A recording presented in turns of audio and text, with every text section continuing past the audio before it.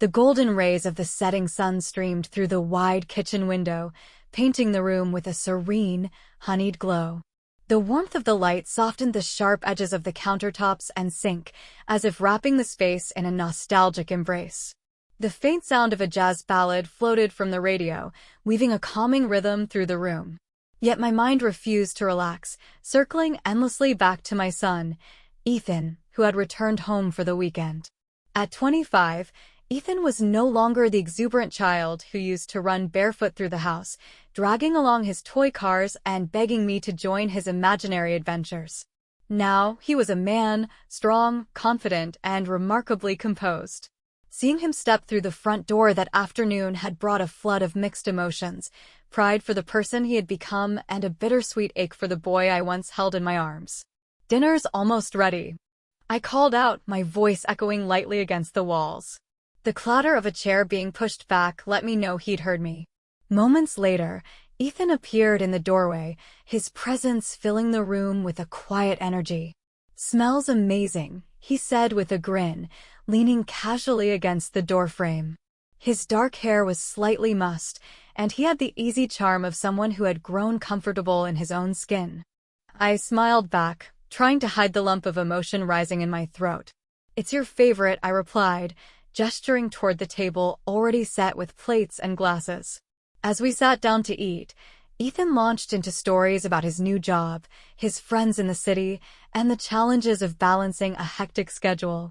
His voice was animated, his words flowing effortlessly, but I noticed something in his tone, a subtle undercurrent of hesitation.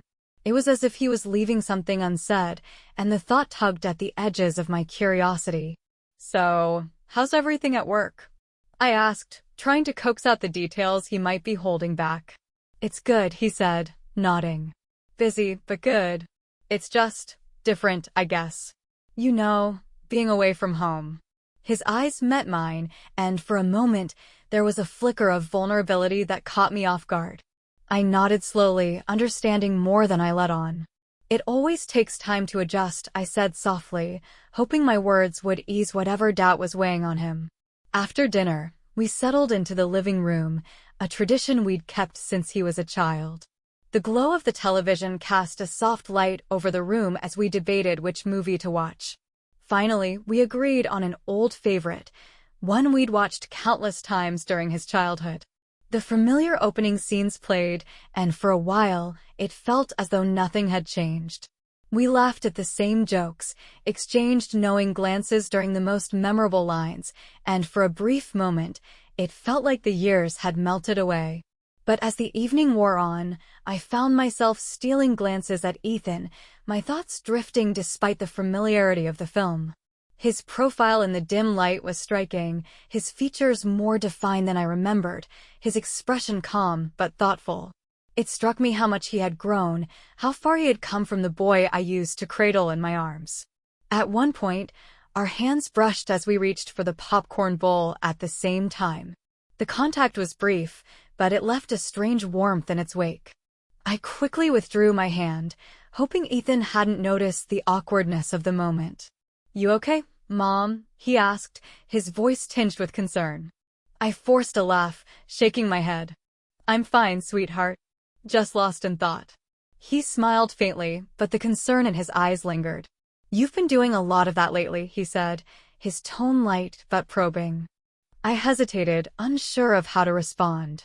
"I guess I just miss having you around," I admitted finally. The words felt heavier than I'd expected, loaded with all the emotions I'd been trying to suppress. Ethan's expression softened, and he reached out to place a reassuring hand on mine. "I miss being home too," he said quietly. "More than I thought I would."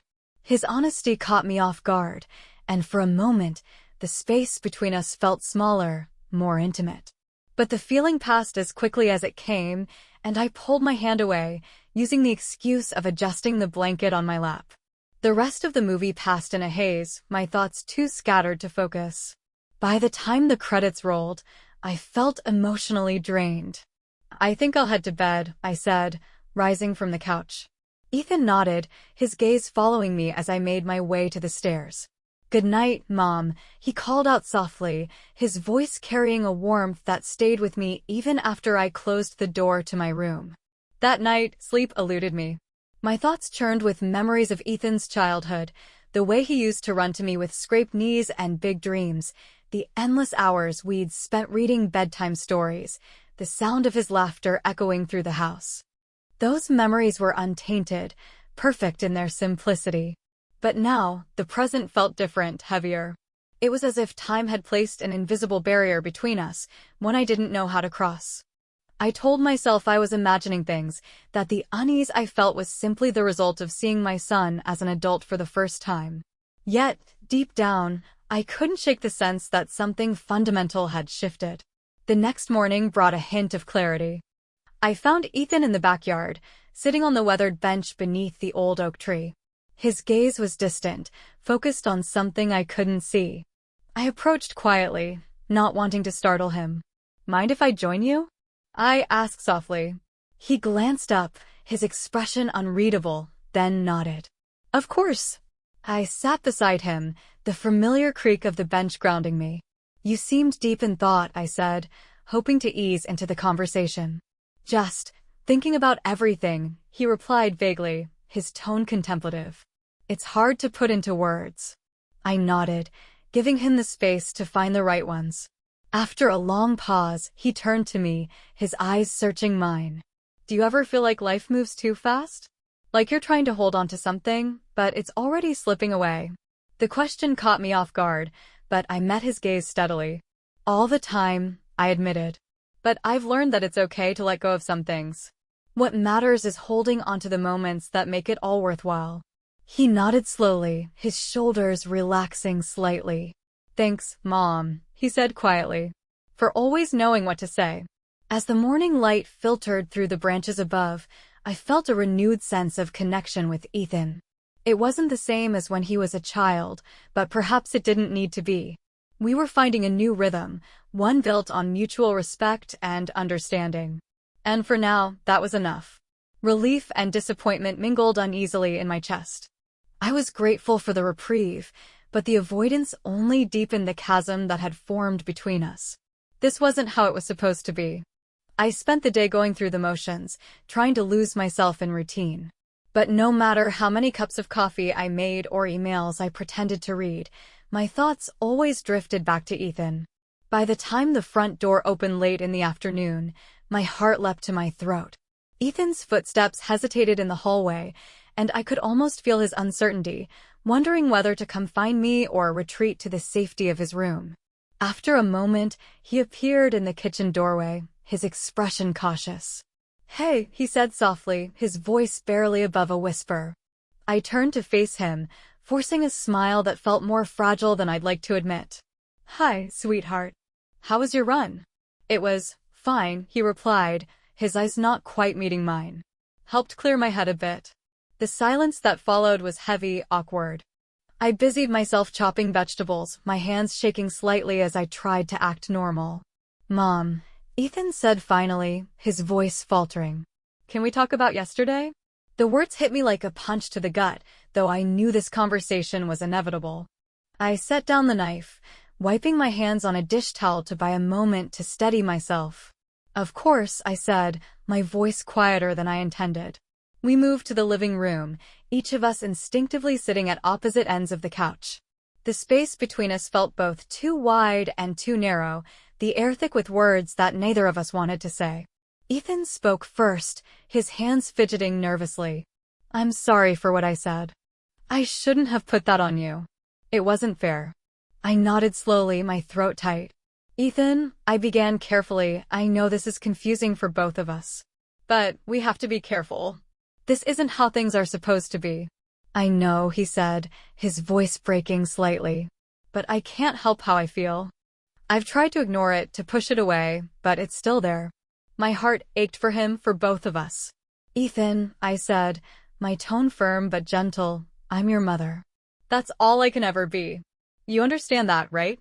He nodded, his shoulders sagging under the weight of his emotions. "I do," he whispered. "But I don't want to lose you. I'm scared things will never be the same." I reached out, taking his hand in mine. "You won't lose me," I assured him. "But we need boundaries. For both our sakes." The silence that followed felt like a fragile truce. We both knew things couldn't continue as they were, but neither of us was ready to fully acknowledge the depth of the problem. As my eyes fell on the framed photograph resting on the mantel, a wave of nostalgia surged through me. It was from Ethan's high school graduation, a day filled with pride and boundless joy.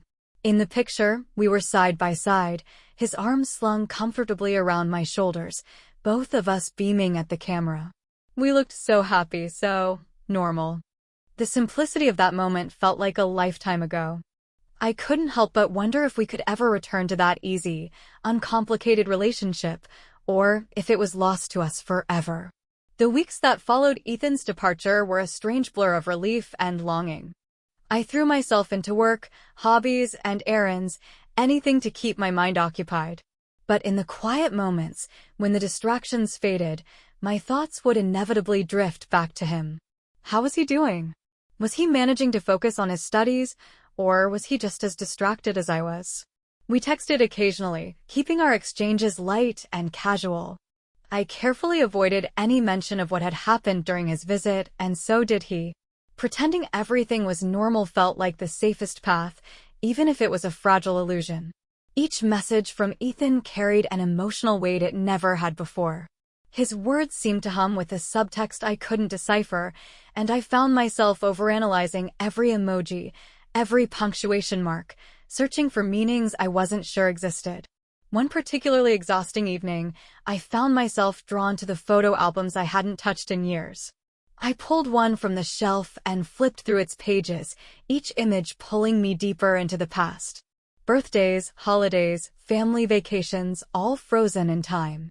I paused on a photo of Ethan as a toddler, his chubby cheeks flushed with laughter as he sat on my lap. His joy was infectious. I could almost hear his giggles echoing through the years. As I turned the pages, an ache settled deep in my chest. I missed the simplicity of those days when my love for Ethan was pure and untainted by the complexities that now haunted our relationship. Back then, I didn't question the nature of our bond. It simply was.